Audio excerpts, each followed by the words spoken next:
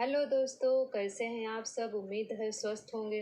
दोस्तों, आज की यह वीडियो बहुत ही इम्पॉर्टेंट होने वाली है क्योंकि दोस्तों सीटेट एग्ज़ाम में एनईपी 2020 से प्रश्न ना आए ऐसा तो हो ही नहीं सकता। तो इसलिए आज की इस वीडियो में आपको बाल विकास, पर्यावरण, हिंदी, गणित चारों विषयों में जो भी एनईपी के प्रश्न पूछे गए हैं वो सभी आपको यहाँ पर देखने को मिलने वाला है। अगर दोस्तों आप चैनल पर नए आए हैं तो चैनल को ज़रूर से ज़रूर सब्सक्राइब कर लें ताकि ऐसी ही महत्वपूर्ण वीडियो आप सब तक पहुंचती रहे। तो आइए दोस्तों शुरू करते हैं आज की क्लास। पहला प्रश्न है, निम्न में से कौन सी शिक्षा शास्त्रीय रणनीति राष्ट्रीय शिक्षा नीति 2020 द्वारा प्रस्तावित है। तो दोस्तों आपके ऑप्शन है अन्वेषण आधारित अधिगम, दूसरा ऑप्शन कह रहा है कथावाचन आधारित शिक्षा शास्त्र, तीसरा ऑप्शन कह रहा है वेधन तथा बार बार अभ्यास और चौथा ऑप्शन कह रहा है चर्चा आधारित कथाएं। तो दोस्तों शिक्षा शास्त्रीय रणनीति राष्ट्रीय शिक्षा नीति 2020 द्वारा जो प्रस्तावित है तो क्या है यही आपको बताना है।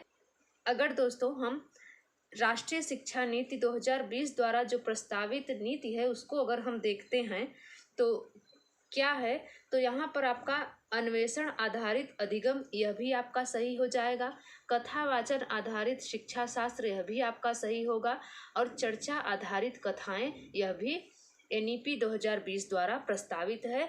लेकिन सी ऑप्शन को अगर हम देखें तो वेधन तथा बार बार अभ्यास इसको राष्ट्रीय शिक्षा नीति ने नकारा है। तो यहाँ पर अगर हम देखें तो आपका दूसरा ऑप्शन बिल्कुल सही हो जाएगा, दूसरा नंबर का सही हो जाएगा, जिसमें कि पहला, दूसरा और चौथा ऑप्शन आपका बिल्कुल सही हो जाएगा। दूसरा प्रश्न है, राष्ट्रीय शिक्षा नीति 2020 प्रस्तावित करती है कि शिक्षा ... होनी चाहिए। तो दोस्तों राष्ट्रीय शिक्षा नीति 2020 क्या प्रस्तावित करती है कि शिक्षा कैसी होनी चाहिए। तो ऑप्शन देख लेते हैं। पहला ऑप्शन कह रहा है वेधन और अभ्यास पर आधारित होना चाहिए, दूसरा ऑप्शन कह रहा है अन्वेषण प्रेरित खोज उन्मुखी होना चाहिए, तीसरा ऑप्शन कह रहा है पाठ्य पुस्तक और शिक्षक केंद्रित होना चाहिए, चौथा ऑप्शन कह रहा है परीक्षा हेतु तो सीखने की ओर उन्मुख होना चाहिए। तो दोस्तों बताना है आपको कि राष्ट्रीय शिक्षा नीति 2020 क्या प्रस्तावित करती है कि शिक्षा कैसी होनी चाहिए। तो यहाँ पर आपका बी ऑप्शन बिल्कुल सही हो जाएगा कि अन्वेषण प्रेरित खोज उन्मुखी होना चाहिए, इसलिए आपका बी ऑप्शन बिल्कुल सही हो जाएगा। तीसरा प्रश्न है, बुनियादी स्तर पर एनईपी 2020 ... ध्यान केंद्रित करती है। आपके ऑप्शन है साक्षरता पर, साक्षरता तथा अंक ज्ञान पर, सी ऑप्शन कह रहा है प्राकृतिक विज्ञान पर और डी कह रहा है सामाजिक अध्ययन के शिक्षण पर। तो दोस्तों बुनियादी स्तर उसे कहते हैं जो कि फाउंडेशनल स्टेज होता है, जिसमें कि 1 से 3 तक की कक्षाएं होती हैं, उसे बुनियादी स्तर कहा जाता है या फिर अंग्रेजी में इसे फाउंडेशनल स्टेज कहा जाता है। तो इस स्तर पर एनईपी 2020 ध्यान केंद्रित करती है बच्चों के साक्षरता तथा अंक ज्ञान पर, कि बच्चों को साक्षरता के साथ साथ अंक ज्ञान पर भी ध्यान देना जरूरी है, इसलिए आपका बी ऑप्शन यहाँ पर बिल्कुल सही हो जाएगा। चौथा प्रश्न है, कक्षा 3 से लेकर 5 तक ईवीएस एक विषय के रूप में विज्ञान, सामाजिक विज्ञान एवं पर्यावरण शिक्षा को निम्न में से किसकी अनुशंसा पर एकत्रित करता है। दोस्तों किसकी अनुशंसा पर ईवीएस को एक विषय के रूप में जिसमें विज्ञान भी हो, सामाजिक विज्ञान भी हो और पर्यावरण शिक्षण भी हो, तो किसके अनुशंसा पर एकत्रित करता है। तो आपका सही ऑप्शन हो जाएगा बी, एनसीएफ 2005 इसकी अनुशंसा करता है, इसलिए बी ऑप्शन आपका सही हो जाएगा। अगला प्रश्न है, राष्ट्रीय शिक्षा नीति 2020 के अनुसार ... का प्रयोग ...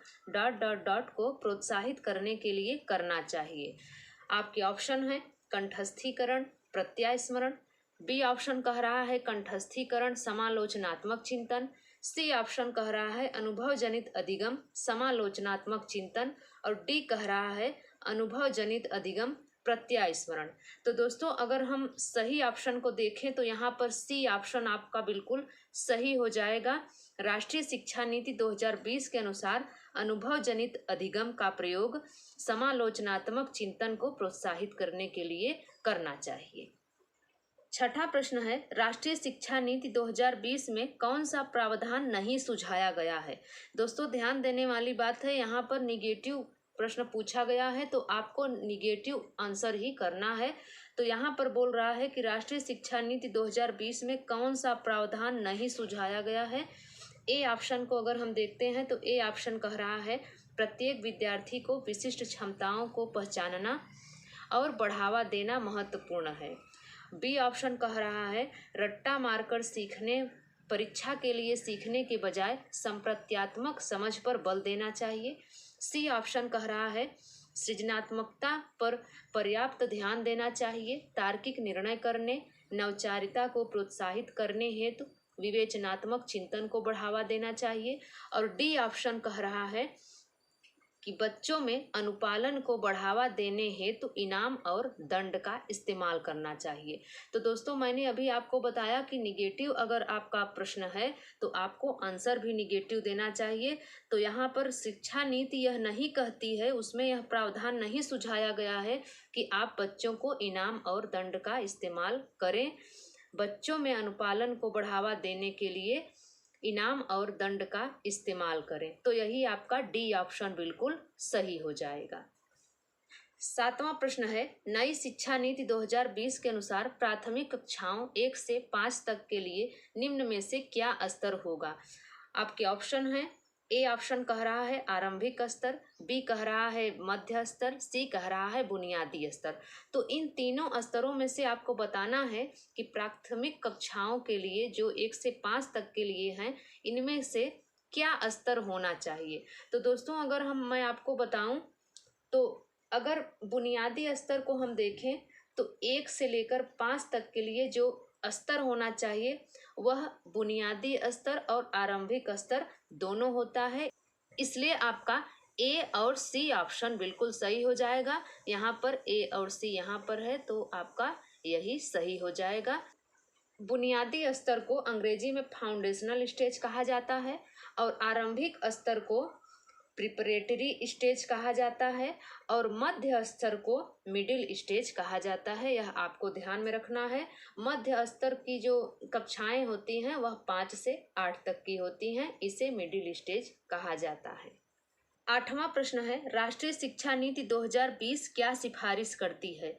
आपके ऑप्शन है बहुभाषावाद, एक भाषावाद, पाठ्यक्रम का मानकीकरण या मूल्यांकन का मानकीकरण। तो दोस्तों राष्ट्रीय शिक्षा नीति 2020 सिफारिश करती है बहुभाषावाद। यहाँ पर ए ऑप्शन आपका बिल्कुल सही हो जाएगा। अगला प्रश्न है, राष्ट्रीय शिक्षा नीति 2020 यह प्रस्ताव रखती है कि, क्या प्रस्ताव रखती है आपको बताना है। आपके ऑप्शन है प्राथमिक कक्षाओं के बच्चों को उनके घर की या स्थानीय भाषाओं में पढ़ाया जाना चाहिए। बी ऑप्शन कह रहा है प्राथमिक कक्षाओं में शिक्षा का माध्यम एक तरह की भाषा में ही उपयोग होना चाहिए। सी ऑप्शन कह रहा है शिक्षकों को द्विभाषिक उपागम को प्रयोग करने हेतु हतोत्साहित किया जाना चाहिए। और डी कह रहा है बहुभाषावाद को बिल्कुल बढ़ावा नहीं देना चाहिए। तो दोस्तों अगर आप बी ऑप्शन में देखेंगे तो यहाँ पर एक ही तरह की भाषा का प्रयोग होना चाहिए, ये निगेटिव है। सी ऑप्शन में देखेंगे तो हतोत्साहित, यह भी निगेटिव है। और डी ऑप्शन में आप देखेंगे कि बहुभाषावाद को बिल्कुल बढ़ावा नहीं देना चाहिए, तो ये भी निगेटिव पॉइंट है।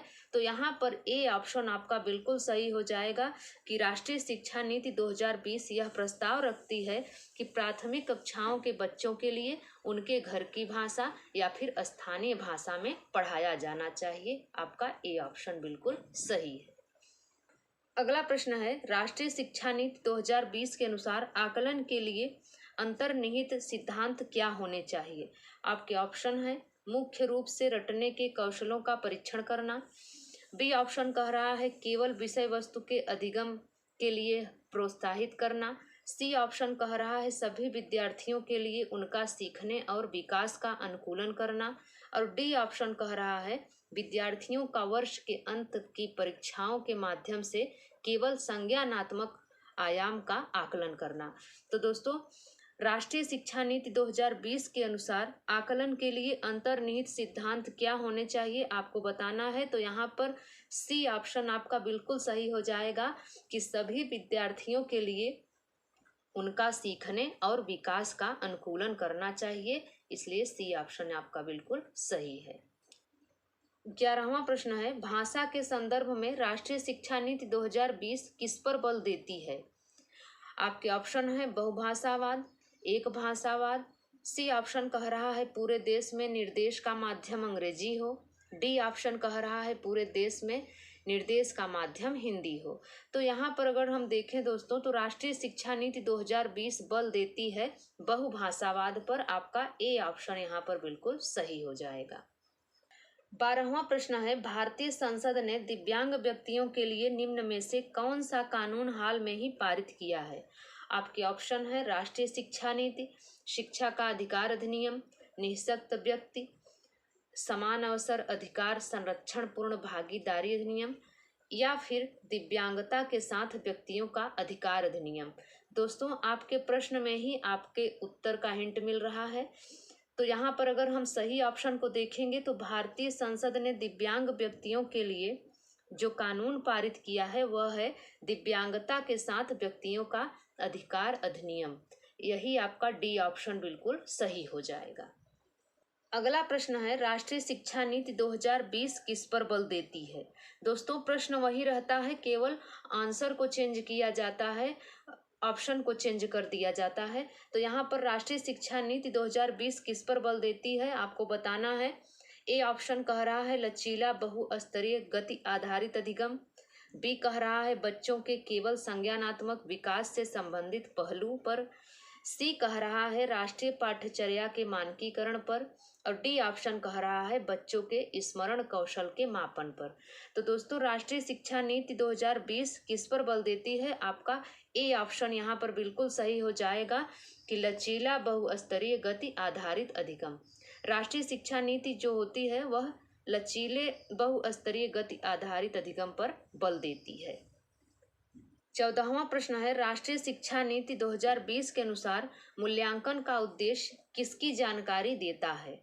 आपके ऑप्शन है विद्यार्थी को कक्षा में व कक्षा के बाहर कैसे सहायता दी जा सकती है, बी ऑप्शन कह रहा है विद्यार्थी का उसके सहपाठियों की तुलना में प्रदर्शन, सी कह रहा है विद्यार्थी के सीखने में कमियां व अभाव ताकि उसकी असफलता की पृष्ठ पहचान की जा सके, डी कह रहा है विद्यार्थी की रटने की क्षमता की जानकारी।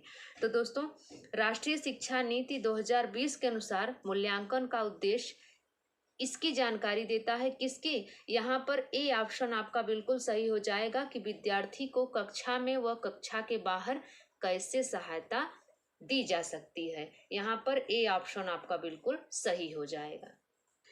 15वां प्रश्न है, राष्ट्रीय शिक्षा नीति 2020 किसकी ओर बदलाव का प्रस्ताव रखती है।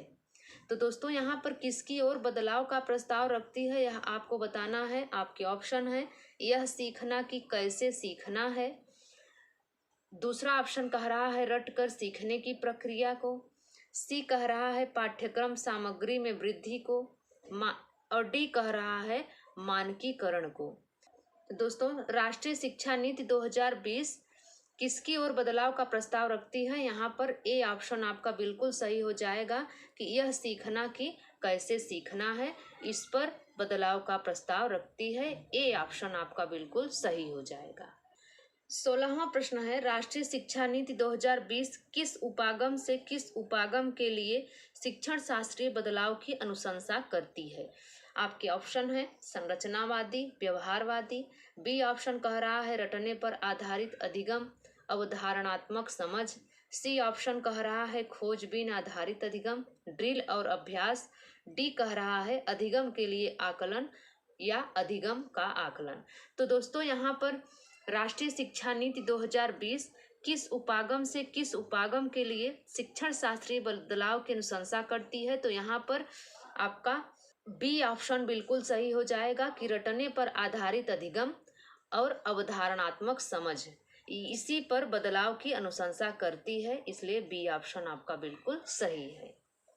17वां प्रश्न है, दिव्यांग छात्रों की शिक्षा के संदर्भ में निम्न में से किस प्रावधान को राष्ट्रीय शिक्षा नीति 2020 द्वारा बढ़ावा नहीं दिया गया है?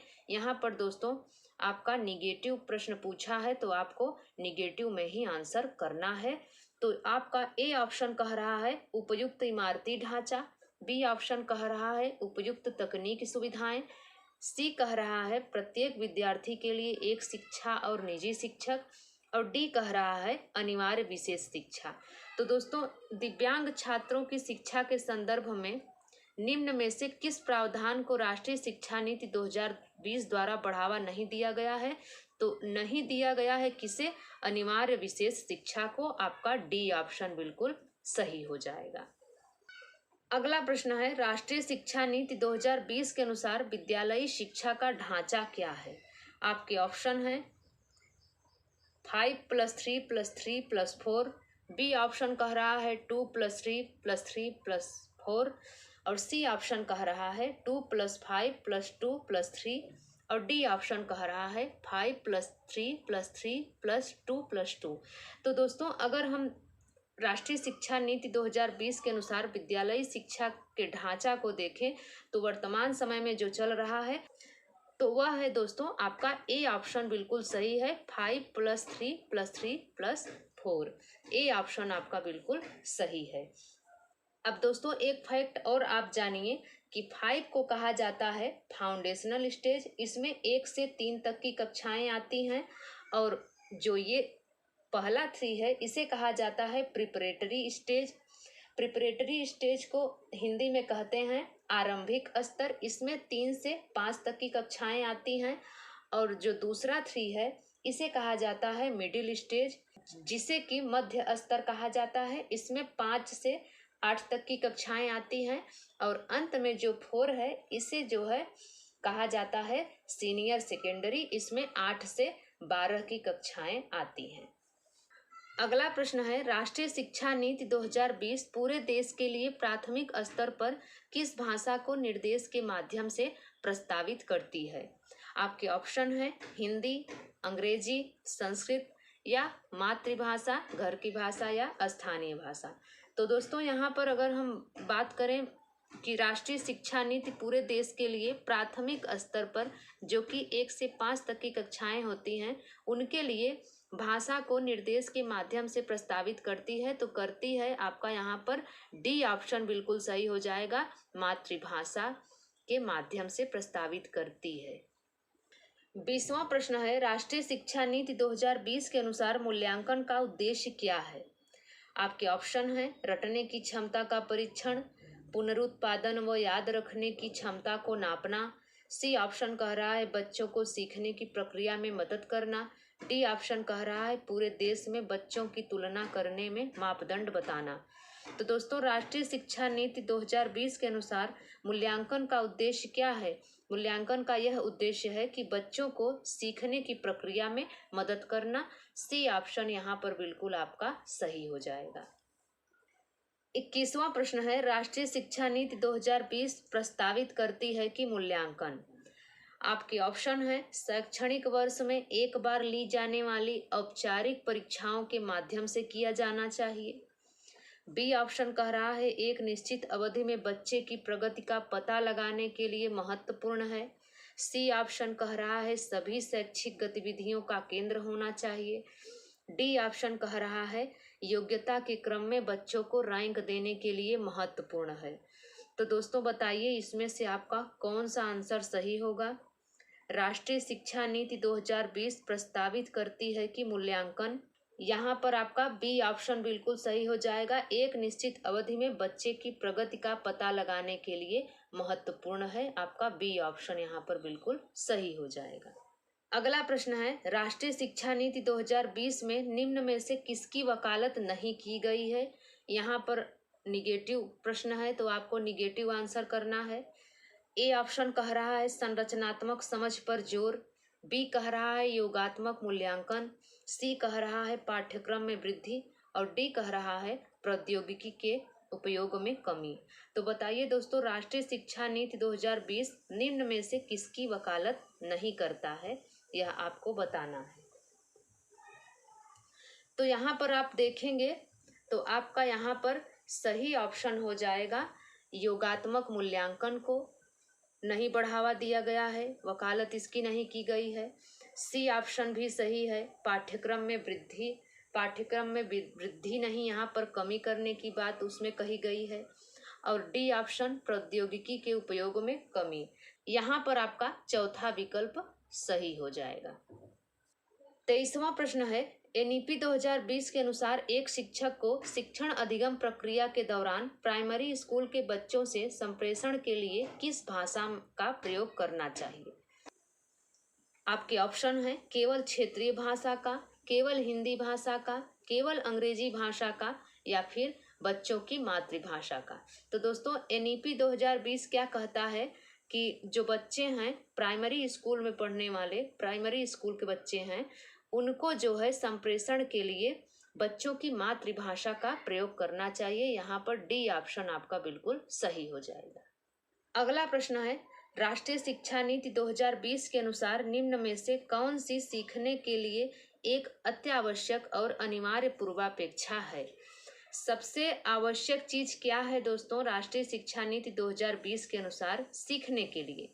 आपके ऑप्शन है खेल और शारीरिक स्वास्थ्य, बी ऑप्शन कह रहा है बुनियादी साक्षरता एवं संख्या ज्ञान, सी कह रहा है गणन कौशल विकसित करना, डी कह रहा है सभी के लिए शिक्षा।